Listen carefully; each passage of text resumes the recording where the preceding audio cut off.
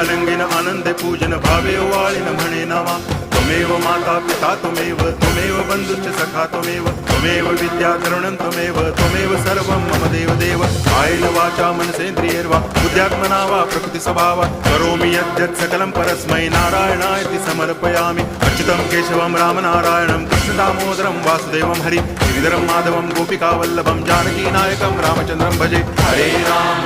Ram